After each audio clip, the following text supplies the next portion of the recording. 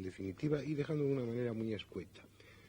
Si es un elemento tan simple en cuanto a su simbología, va a depender esta fundamentalmente de la actitud que tomemos frente al viento en ese sueño. Por ejemplo, si la sensación que en el sueño nos produce el viento es de plenitud, de fortaleza, si estamos en una montaña o estamos en cualquier sitio enfrentados con el viento, pero sin sentir miedo. Ese viento huracanado nos azota el rostro, pero nos sentimos casi alegres, casi con placer de ese viento onírico, y lo experimentamos con fuerza, con valor, sin preocuparnos por ello.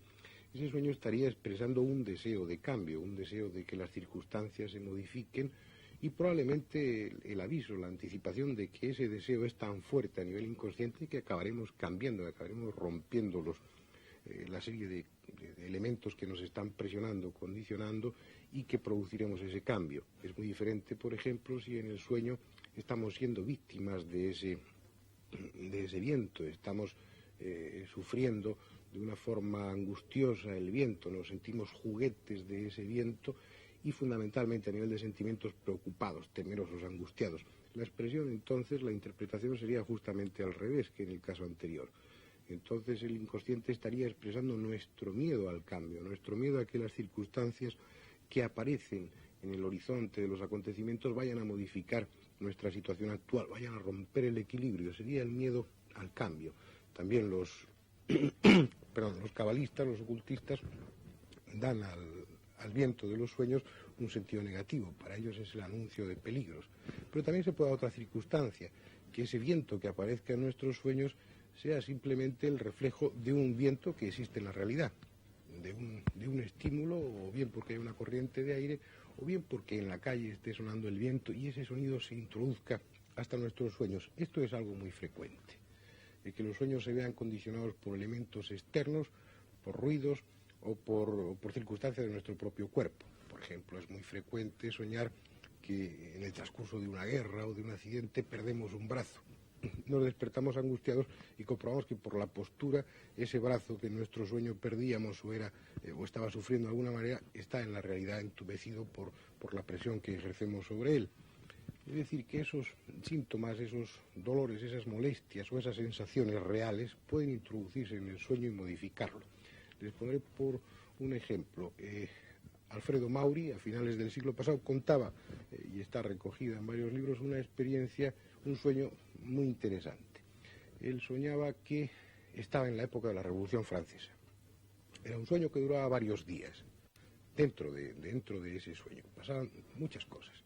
Era perseguido, era finalmente prendido, pasaba por un tribunal de la Revolución Francesa, asistía a todo el juicio, era condenado a muerte, iba a parar junto con otros condenados también a la cárcel hasta que llegaba el momento de que la sentencia se cumpliera, y ese Alfredo Mauri del sueño está viendo todos esos acontecimientos con la lógica angustia. Acontecimientos que, él insiste, se estiraban mucho en el tiempo, era toda una historia muy larga.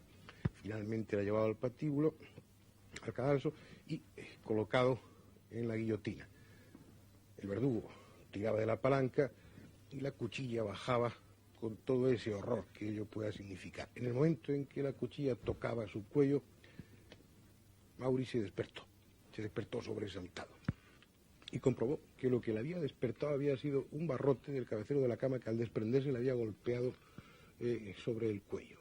Es decir, entre el momento en que el barrote produjo el estímulo y el momento en el que él se despertó pasarían unas fracciones de segundo. Sin embargo, en ese espacio tan breve de tiempo sucedieron toda una cantidad enorme de acontecimientos en el sueño que estaban condicionados por ese elemento final, por esa caída de la cuchilla. No es que de una forma arbitraria el sueño se modificara por la caída de la cuchilla, sino que todo estaba preparándose en el sueño para llegar a ese momento final. Es decir, como si nuestro inconsciente se escapara de las leyes del tiempo, como si nuestro inconsciente funcionara con otras reglas diferentes a las que nos movemos en la realidad, como si nuestro inconsciente fuera absolutamente libre, no ya para expresar vivencias, contenidos angustiosos, deseos, frustraciones, sino para escaparse a esas reglas a las que estamos sujetos durante la realidad.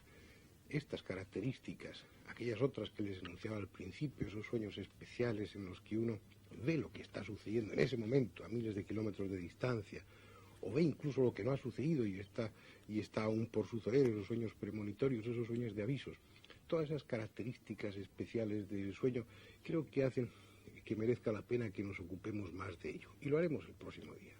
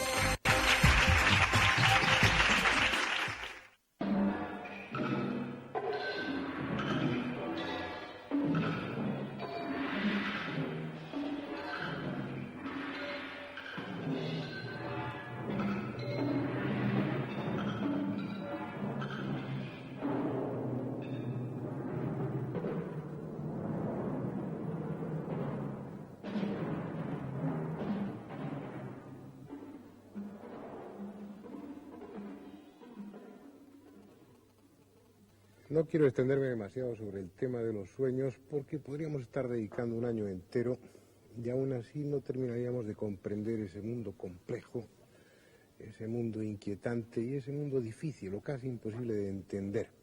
El mundo del inconsciente, que es en definitiva el mundo de los sueños, sigue siendo tenebroso y oscuro.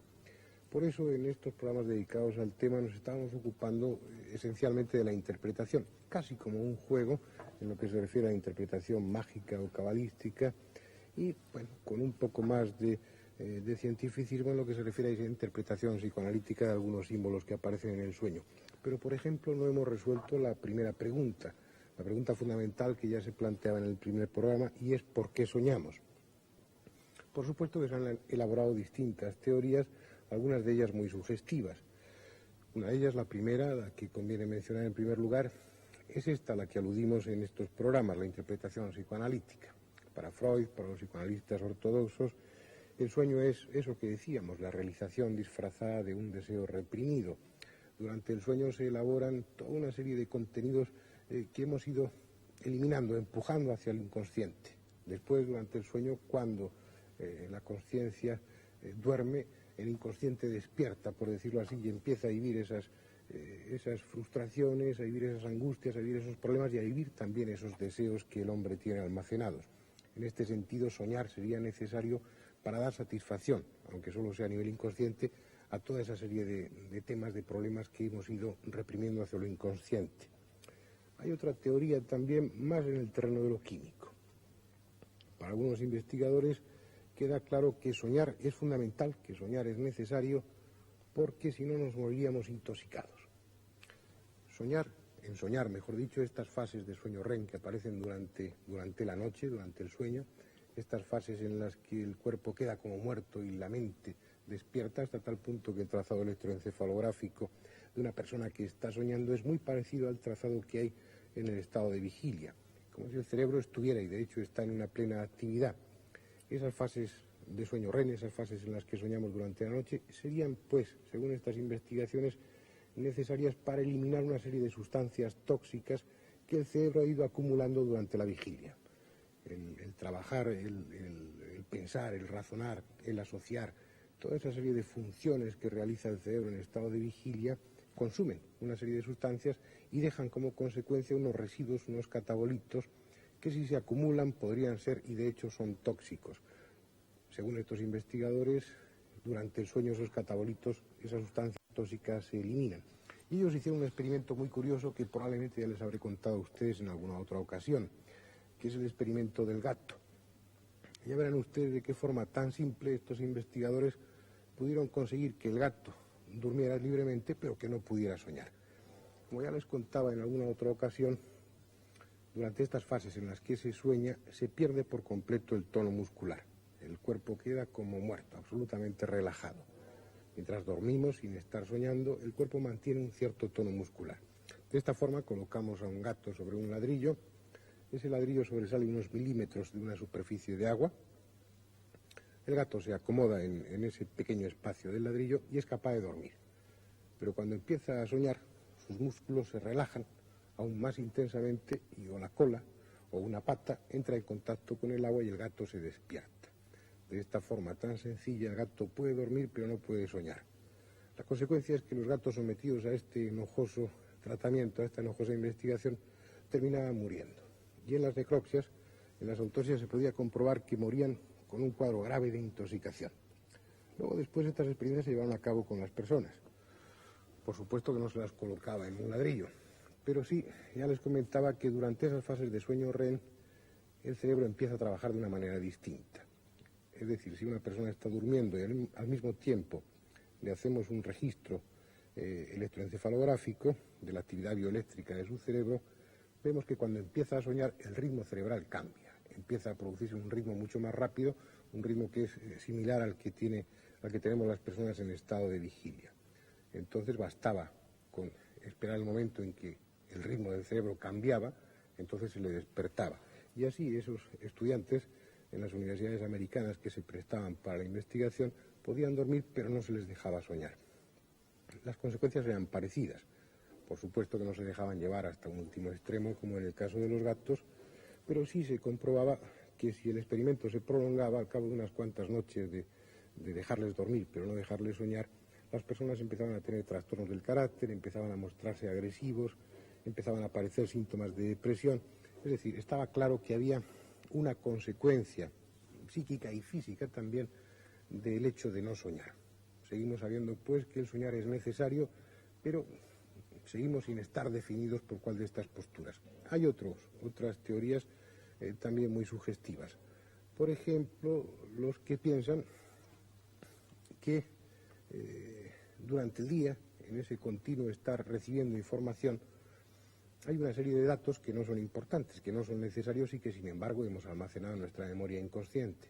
Entonces, durante el sueño, cuando estamos soñando, lo que se haría sería ordenar los archivos de nuestra memoria, de tal manera que los hechos poco importantes fueran desplazados hacia un archivo, hacia un sótano especial dentro de nuestro inconsciente y dejáramos así abiertas las vías para ir almacenando al día siguiente nueva información y luego después por la noche ordenarla en esos ficheros de nuestra memoria.